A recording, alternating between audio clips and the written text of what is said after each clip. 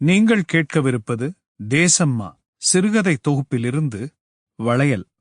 எழுதியவர் கா. அரவிந்த்குமார். ஒலி வடிவில் வழங்குபவர் ஜூனி ஸ்ரீனிவாசன். அனகாபுத்தூர் தரைப்பாலம் தெரியாத அளவுக்கு வெள்ளம் கழித்தோடியது.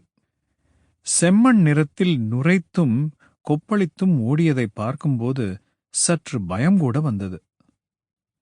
இந்த ஆற்றிலா இவ்வளவு நாள் குளித்தோம்?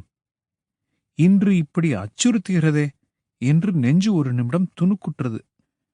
கிட்டத்தட்ட 1 கிலோமீட்டர் தூரத்திற்கு அகன்று வெள்ளம் நொடிக்கொரு தரம் அதிகரித்த வண்ணம் இருந்தது.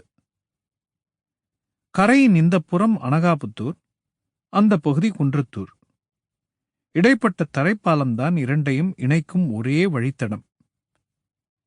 வெயில் காலத்தில் கிழவனின் கோவணம் போல, ஒற்றை வகிடு போல மெல்லிய நீர்கோடாய் அங்கொன்றும் இங்கொன்றுமாய் நீர் ஓடும்.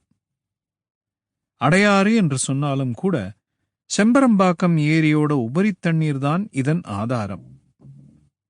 கோடையில் ஏரியே வறண்டுவிடும். அடையாறும் அப்படியே.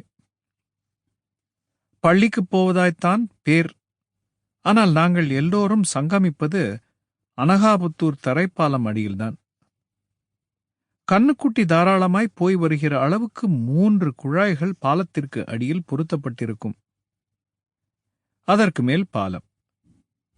தண்ணீர் அந்த குழாய்கள் வழியாகத்தான் பாலத்திற்கு அடியில் வரும். மழைக்காலத்தில் மட்டும் பாலம் மறையும் அளவுக்கு தண்ணீர் பெருக்கெடுக்கும். எங்கிருந்தோ என்னென்னவோ குப்பைகள் அடித்துக்கொண்டு வெள்ளத்தில் புரண்டும் கவிழ்ந்து. Sample complete. Ready to continue?